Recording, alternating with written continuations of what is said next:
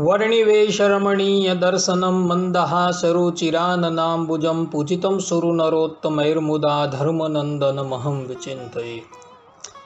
असतो मा षड्गमय तमसो मा ज्योतिर्गमय मृत्युर्मा अमृतं गमयः। ओम शांति शांति शांति। આજની જ્ઞાન સભાની અંદર પધારનારા બધા જ ભગવદ્ ભક્તોને વેદાંતાચાર્ય પુરાણ ઇતિહાસાચાર્ય અમે ફિલોસોફી શાસ્ત્રી રાકેશભાઈના હેતપૂર્વક જય સ્વામિનારાયણ। ગયા વખતની જ્ઞાન સભાની અંદર આપણે બધા શરણાગતિના જે 5 લક્ષણો કહેવાય, આનુકૂલ્યશ સંકલ્પ, પ્રાતિકૂલ્યશ વર્જનમ, રક્ષિષ્યતીતિ વિશ્વાસો, ગોપૃત્વ વર્ણમ તથા આત્મનિક્ષેપકાર્પણ્ય ષડવિધા શરણાગતિ। આજે શરણાગતિ જે છે તેની વાત કરતા હતા અને તમને બધાને આનુકૂલ્યશ સંકલ્પ, પ્રાતિકૂલ્યશ વર્જનમ, રક્ષિષ્યતિ ઇતિ વિશ્વાસો, ગુપ્તૃત્વ વર્ણમ તથા આત્મનિક્ષેપ, આ 5 લક્ષણ જે છે એ 5 લક્ષણની વિગતવાર ચર્ચા અમે કરીને બતાવેલી હતી। હવે 6થું લક્ષણ જે કહેવામાં આવે છે એ છે કાર્પણ્ય। શરણાગતિના જે 6 લક્ષણ છે તેની અંદર અંતિમ લક્ષણ જે કહેવામાં આવે છે એ કાર્પણ્ય કહેવાય છે। કાર્પણ્ય એટલે શું? તો કાર્પણ્ય એટલે દીનપણું, દીનતા, અકિંચનતા, આને કહેવામાં આવે છે કાર્પણ્યતા। જ્યાં સુધી અન્ય ઉપાયોની અંદર સાધકનું મન હોય, અન્ય ઉપાયોની સાથે એનો સંબંધ હોય, ત્યાં સુધી આ કાર્પણ્યની સિદ્ધિ ભક્તો થતી નથી। ભગવાનના ભક્ત જે છે એ અતિશય દીન હોવા જોઈએ અને એટલા બધા દીન હોય છે કે આ ઉદ્ધવ સંપ્રદાયની જે ગુરુ પરંપરા થઈ તેની અંદર ભગવાન શ્રીમદ નારાયણના સિંહાસનના અવતાર એવા યામુનાચાર્યજી આલવંડર સ્તોત્રની અંદર પોતે કહે છે કે હે પ્રભુ, તમો અમને વૈષ્ણવોના ઘરની નાળીનો કીડો બનાવી દો। નાળી એટલે અત્યારની આધુનિક ભાષાની અંદર ગટર લાઈન આવે તેને નાળી કહેવામાં આવે। તો આવી નાળીનો તમે અમને કીડો બનાવી દો, જેથી કરીને એ ભગવત ભક્ત નિત્ય જે તમારો પ્રસાદ ગ્રહણ કરે છે એ પ્રસાદ જે છે એ ગ્રહણ કરીને પોતાના હસ્ત જે છે એ પ્રક્ષાલન કરે છે અને એ ભગવત ભક્તની પ્રસાદી જે છે એ અમને પ્રાપ્ત થઈ જાય, એટલી માટે તમે અમને એ નાળીનો કીડો બનાવી દો। આટલી દૈન્યતા યામુનાચાર્યજીએ બતાવેલી છે અને ભગવાનના ભક્તોનું મહાત્મય બતાવેલું છે। આટલી દીનતા તમારી હોવી જોઈએ કે ભગવાનના ભક્તોના પણ દાસ, જેમ દાદા ખાચર હતા દાસાનો દાસ, એવું દાસપણું હોવું જોઈએ। એને કહેવામાં આવે છે અકિંચનતા। આ જ પ્રમાણે વિશિષ્ટાદ્વૈતની ગુરુ પરંપરાની અંદર જે 12 અલવારો થઈ ગયા એની અંદર એક કુલશેખર નામના અલવાર થઈ ગયા છે। આ કુલશેખર નામના અલવારે વેંકટેશની સ્તુતિ કરતા, અર્થાત કે તિરુપતિ બાલાજીની સ્તુતિ કરતા તેઓ કહે છે કે હે પ્રભુ, તમારા મંદિરની સમીપની અંદર જે આ પુષ્કરણી એટલે કે તળાવ આવેલું છે એ તળાવની અંદર તમે અમને મત્સ્ય બનાવી દેવું। અર્થાત કે આટલો નિમ્ન કક્ષાનો દેહ તમે અમને આપો, જેથી અમને તમારું સાનિધ્ય પ્રાપ્ત થાય। કુલશેખર અલવાર વિચારવા લાગ્યા કે પુષ્કરિણીની અંદર હું મત્સ્ય થઈને રહું તો મત્સ્યનું પણ એક વખત મૃત્યુ તો થવાનું જ છે. તો અલવાર પોતે ભગવાન વેંકટેશને કહે છે કે હે પ્રભુ, આ માછલી કરતા તો તમે અમને તમારા આ વેંકટેશ પર્વતની ઉપર વૃક્ષનો દેહ આપી દો, જેથી કરીને અમને તમારું સાનિધ્ય પ્રાપ્ત થાય. પછી કુલશેખર અલવાર વિચારવા લાગ્યા કે આ વૃક્ષનો દેહ જે છે એ ભગવાન ભલે મને આપે, પરંતુ આ વૃક્ષ પણ કોઈ કાપીને લઈ ગયું તો કુલશેખર અલવાર અગાડી પોતે કહે છે કે હે પ્રભુ, તમે અમને જે માર્ગની ઉપર તમારા વૈષ્ણવો જતા હોય એ માર્ગનો પથ્થર બનાવી દેવો પ્રભુ.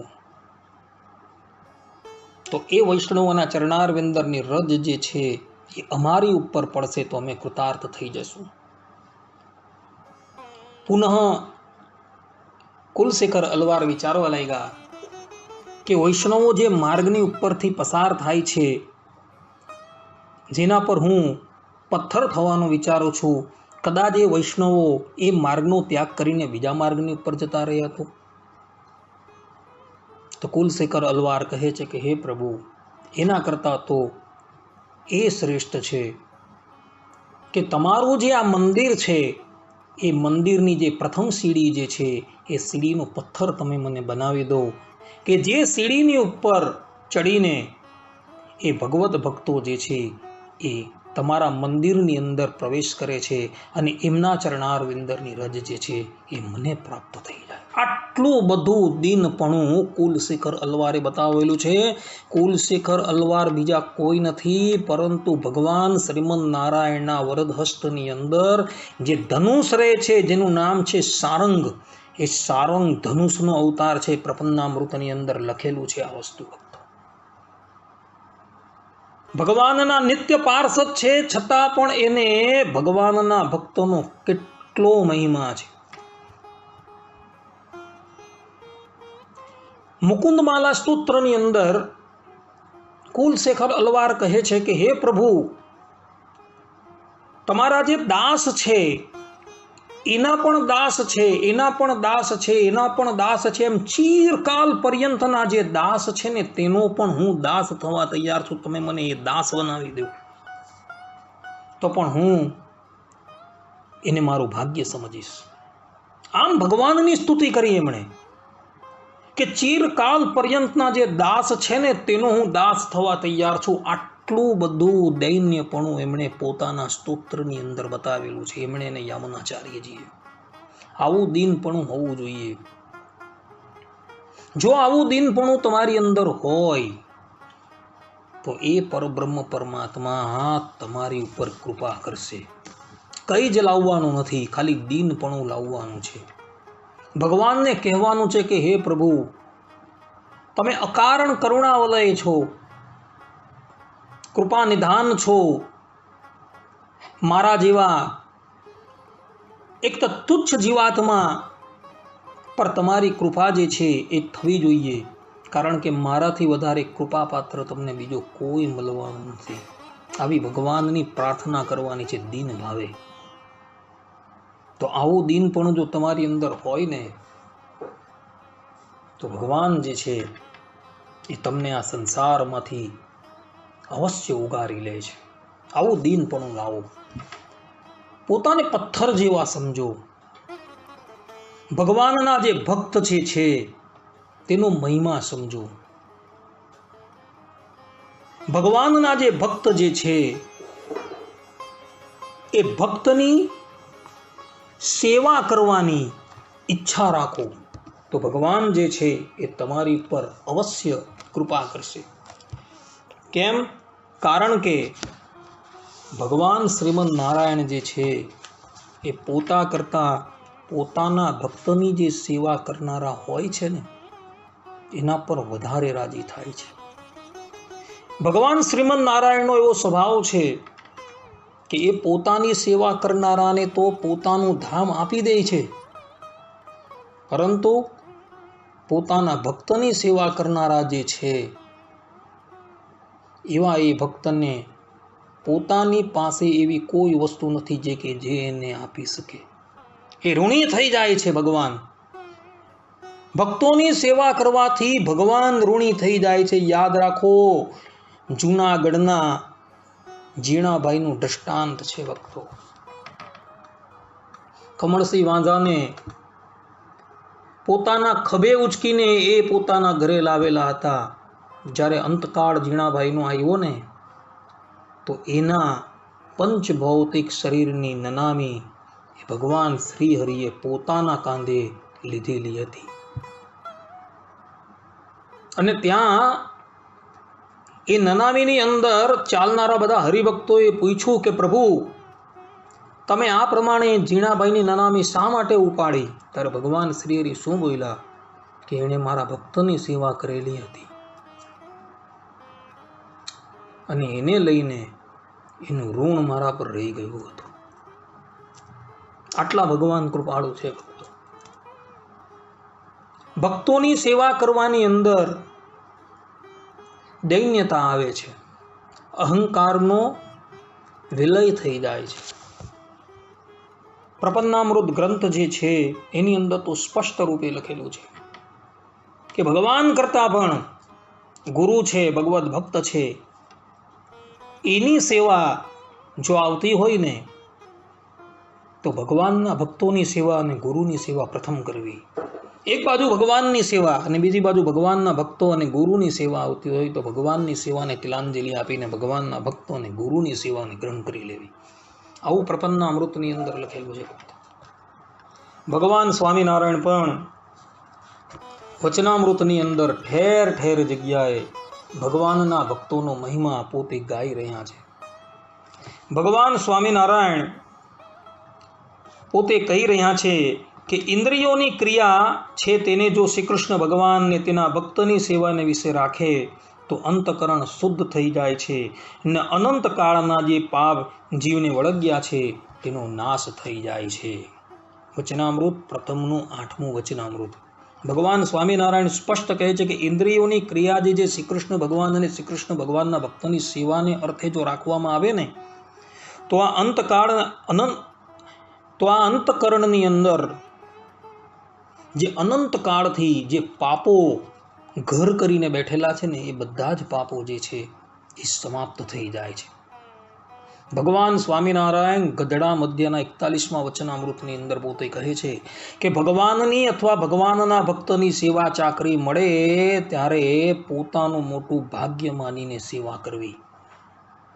કે ભગવાન કે ભગવાનના ભક્તોની જો સેવા પ્રાપ્ત થતી હોય ને, તો સમજવાનું કે ઈશ્વરે મારા પર બહુ મોટી કૃપા કરી છે. એ પ્રમાણે મહિમા સમજીને ભગવાનને ભગવાનના ભક્તની સેવા કરવી. ભગવાન સ્વામિનારાયણ મધ્યના 63મા વચનામૃતની અંદર પોતે કહે છે કે ભગવાનના ભક્તની જે સેવા કરવી તે બરાબર કોઈ પુણ્ય નથી. ભગવાન સ્વામિનારાયણ જે સાક્ષાત પરબ્રહ્મ પરમાત્મા શ્રીમદ નારાયણ છે, એ પોતાના શ્રીમુખે કહે છે કે ભગવાનના ભક્તની જે સેવા કરવી તે બરાબર કોઈ પુણ્ય નથી. પોતાની સેવા કરતા પણ અહીં ભગવાન સ્વામિનારાયણે પોતાના ભક્તની સેવાની મહત્તા બતાવેલી છે. જુઓ કેમ? કારણ કે ભક્તની સેવા જો કરવામાં આવે ને, તો એની અંદર દીનતા પ્રગટ થઈ જાય છે, એનો અહંકાર જે છે એ સમાપ્ત થઈ જાય છે. એટલે માટે ભગવાન સ્વામિનારાયણ ભક્તોની સેવા કરવાની વાત કરી રહ્યા છે. ભગવાન સ્વામિનારાયણ ગધડા મધ્યના 63મા વચનામૃતની અંદર પોતે કહે છે કે જીવને બળ પામવાને અર્થે ભગવાનને ભગવાનના ભક્તની સેવા બરાબર બીજો કોઈ ઉપાય નથી. કે જે જીવાત્માએ બળ પામવું હોય, બળ એટલે શારીરિક બળ નહીં, આત્મબળ, જો એ આત્મબળ પ્રાપ્ત કરવું હોય અને આત્મબળ પ્રાપ્ત કરીને પરબ્રહ્મ પરમાત્માની પ્રાપ્તિ કરવી હોય, તો ભગવાન અને ભગવાનના ભક્તની સેવા બરાબર બીજો કોઈ ઉપાય એની પાસે નથી. આપણા સંપ્રદાયની અંદર હુકા ખાચરજીનું દ્રષ્ટાંત છે. ઉકા ખાચર જ્યારે ભગવાન શ્રી હરિ પાસે આવે છે અને સત્સંગના વર્તમાન એ ધારણ કરે છે, પછી એ ધ્યાન અને ધારણાની અંદર લાગી પડે છે. પરંતુ ધ્યાન અને ધારણાની અંદર એમનું મન સ્થિર થતું નથી. એટલે ભગવાન સ્વામિનારાયણ એમની પાસે ઉકા ખાચર જાય છે અને કહે છે કે પ્રભુ, ધ્યાન અને ધારણાની અંદર તો મારું મન લાગતું નથી. હું ધ્યાન કરવા માટે જ્યારે બેસું છું ને, ત્યારે અનંત પ્રકારના સંકલ્પો મને થાય છે. ત્યારે ભગવાન સ્વામિનારાયણે કહ્યું કે ઉકા ખાચર, હવે ધ્યાન અને ધારણા કરવાનું છોડી દો અને સત્સંગની અંદર રહેલા ભગવાન અને ભગવાનના ભક્તો જે છે, સંતો છે, તેમની સેવા તમે કરો. અને ભગવાન શ્રી હરિની આજ્ઞા માની ઉકા ખાચર ભગવાન શ્રી હરિ અને એમના ભક્તો અને એમના સંતોની સેવાની અંદર લાગી પડ્યા. એમ કહેવાય છે કે પ્રાતઃકાળે સંતો જ્યારે ઉન્મત્ત ગંગાની અંદર સ્નાન કરવા માટે જાય ને, એ પહેલાં તો દાદા ખાચરના દરબારથી લઈને ઉન્મત્ત ગંગા લગીનો આખો માર્ગ જે છે આ ઉકા ખાચર વાળી જોડીને સાફ કરી દેતા હતા. સંતોના વસ્ત્રો છે, એના મેલા કપડાં છે, એ બધું એ ધોવા જતા હતા. પહેલાંના જમાનાની અંદર અત્યારની જેમ ટોયલેટ છે, એટલે કે સંડાસ છે, બાથરૂમ છે, તેની વ્યવસ્થા ન હતી. લોકો જે છે એ પોતાના ઘરમાં જ ખાડા બનાવીને એમાં મલત્યાગ અને મૂત્રનો ત્યાગ કરતા હતા. તો એ બધા ખાડાની અંદર જે મલમૂત્ર હોય એને ભેગા કરીને ઉકા ખાચર એને જંગલમાં ફેંકી આવતા હતા. આવી સેવા કરતા હતા. અને એને લઈને આ સેવાના પ્રતાપથી ઉકા ખાચરના મનની અંદર જે મલિન વાસના હતી ને, એ બધી સમાપ્ત થઈ ગઈ હતી. ભગવાન અને ભગવાનના ભક્તોની સેવા કરવાથી ઉકા ખાચરના મનની અંદર જે મલિન વાસનાઓ હતી ને, એ બધી સમાપ્ત થઈ ગઈ હતી અને એને ભગવત દર્શન થઈ ગયા હતા. માટે ભગવાન અને ભગવાનના ભક્તોની સેવા કરવાથી જીવાત્મા જે છે એ અતિશય બળિયો થઈ જાય છે. માટે હંમેશા ભગવાન અને ભગવાનના ભક્તોની સેવા કરવાનો આગ્રહ રાખવો. ભગવાન સ્વામિનારાયણ ગઢડા મધ્યના 40મા વચનામૃતમાં પણ પોતે કહે છે કે ભગવાનના ભક્તની મને વચને દેહ કરીને જે સેવા બની આવે ને તેણે કરીને જેવું આ જીવનું રૂડું થાય છે ને એ જીવને સુખ થાય છે, તેવું બીજે કોઈ સાધને કરીને નથી થતું.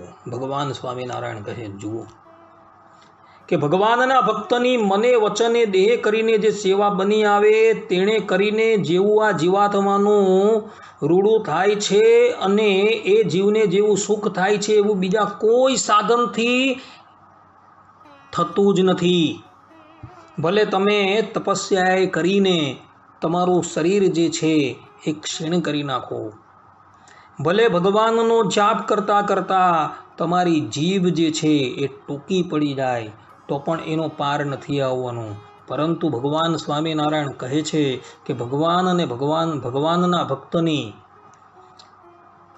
તન મન અને ધનથી જે સેવા કરવામાં આવે અને સેવા કરવાથી એ જીવાત્મા જેવું આલોક અને પરલોકની અંદર સુખ પ્રાપ્ત કરે જ ને, એવું સુખ બીજા કોઈ સાધનથી એને પ્રાપ્ત થતું નથી. અને સિદ્ધાંત વાત એ જ છે કે ભગવાન અને ભગવાનના ભક્તની તન મન અને ધનથી સેવા કરવી. અને આ પ્રમાણે તન મન અને ધનથી જો સેવા કરવામાં આવે ને, તો એ ભગવાનના ભક્તની ઉપર એ ભગવાન શ્રીમદ નારાયણની કૃપા અવશ્ય થાય છે. અને એ જીવાત્માની અંદર દીનતા આવી જાય છે. એટલી બધી દૈન્યતા આવી જાય છે કે પોતાને એકદમ તૃણ જેવો, પથ્થર જેવો અનુભવ કરતો હોય છે. પોતાને હંમેશા કનિષ્ઠ માનતો હોય છે. અને ભગવાનને ભગવાનના ભક્તોને પોતાથી સર્વોત્તમ માનતો હોય છે ભક્તો. આવી દિનતા આવી જાય છે. દાસ જે છે ને, દાસનો અર્થ શું થાય? દાસનો અર્થ થાય છે સેવક, ને આજની ભાષાની અંદર થાય છે એનો અર્થ નોકર. તો એવા એ ભક્ત જે છે ને એની પછાડી દાસ સંજ્ઞા લાગી જાય છે કે આ કોણ છે? તો એ ભગવાનનો દાસ છે, ભક્તોનો દાસ છે. કેમ? કારણ કે ભગવાનનો ને ભગવાનના ભક્તોનો સેવક છે એ રોય. અને સેવક જે હોય ને એ સેવક એ અતિશય દીનતાથી યુક્ત હોય. પોતાની પછાડી દાસની પદવી લગાવતા હો અને છતાં પણ એની અંદર અહંકાર જો હોય ને તો એ પદવી એવા એ વ્યક્તિની અંદર ચરિતાર્થ ક્યારેય પણ ન થાય. આપણા સંતોને દાસની પદવી લાગે છે. કેમ લાગે છે? કારણ કે ભગવાનના સેવક છે. આ ઉપરાંત જે વિશેષ દીક્ષા લેનારા જે ભગવદ્ ભક્તો જે હોય છે તેનું પણ નામ બદલાઈ જાય છે ને એની પછાડી દાસની સંજ્ઞા લાગતી હોય છે. દાસનો અર્થ જ થાય છે અતિશય તુચ્છ, દૈન્યતાથી યુક્ત. હવે આ દાસ પદવી તમે ધારણ કરતા હો અને છતાં પણ તમારી અંદર જો અહંકાર આવી જતો હોય તો તમારી આ દાસ પદવી જે છે ને એ કઈ કામની નથી. આ દાસ પદવી એ અતિશય તમારી તુચ્છ થઈ જાય છે. માટે દાસ પદવી જે છે એ એને જ સુશોભિત કરે છે કે વાસ્તવની અંદર દાસ છે, જેની અંદર દૈન્યતા છે, જેની અંદર નિષ્કિંચનતા છે. આવા જે વ્યક્તિ હોય છે ને તે જ વ્યક્તિને દાસની પદવી જે છે એ શોભે છે. માટે શરણાગતિના જે આ ષષ્ઠ લક્ષણ જે કહેવામાં આવ્યા એની અંદર આ જે કાર્પણ્ય આ લક્ષણ બહુ મહત્વનું છે. જ્યાં લગીન તમારી અંદર દીનતા પ્રગટ ન થાય ને ત્યાં લગીન અગાળના કોઈ પણ લક્ષણો જે છે એ સિદ્ધ થવાના જ નથી. એટલે જ માટે આ લક્ષણને અંતિમ લીધેલું છે. દીનતા જ્યાં લગીન પ્રગટ નથી થઈ ત્યાં લગીન આ પાંચે પાંચ અગાળના લક્ષણો સિદ્ધ નહીં થાય. દીનતા હોય તો ભગવાનની આજ્ઞા પ્રમાણે તમે વર્તો. દીનતા હોય તો તમે ભગવાનની આજ્ઞાથી વિરુદ્ધ ક્યારેય પણ ન વર્તો. જો તમારી અંદર દીનતા હોય તો ભગવાનને તમારો વિશ્વાસ હોય અને તમને ભગવાનનો વિશ્વાસ હોય. દીનતા તમારી અંદર હોય તો જ તમે પ્રાર્થના કરી શકો, અને દીનતા તમારી અંદર હોય ને તો જ તમે તમારા આત્માનું દાન ભગવાનને કરી શકો છો. જો દીનતા નથી તો શરણાગતિના આ કોઈ લક્ષણની સિદ્ધિ થતી જ નથી ભક્તો. માટે હંમેશા પોતાની અંદર દીનતા લાવવાનો પ્રયાસ કરજો. દીનતા એ બહુ જ મોટું લક્ષણ શરણાગતિનું છે ભક્તો. આ એક લક્ષણ જે છે એ લક્ષણને લઈને બાકીના બધા જ લક્ષણો તમારી અંદર આવી શકે છે ભક્તો. માટે દીનતા લાવવાનો પ્રયાસ કરજો. આટલું કહીને હું મારી વાણીને વિરામ આપું છું. હવે પછીના પ્રવચનની અંદર પણ આપણે શરણાગતિનું જે અંતિમ લક્ષણ જે કહેવામાં આવે છે કાર્પણ્ય, અકિંચનતા, અસમર્થતા, તેના પર જ વિવેચન કરશું. ત્યાં લગીન બધા જ ભગવદ્ ભક્તોને હિતપૂર્વક જય સ્વામિનારાયણ. સર્વે સંતો નિરામય, સર્વે સુખીનો ભવંતુ, સર્વે ભદ્રાણી પશ્યંતુ, મા કશ્ચિત દુઃખ ભાગ ભવેત. અસ્તુ. જય સ્વામિનારાયણ. વરણી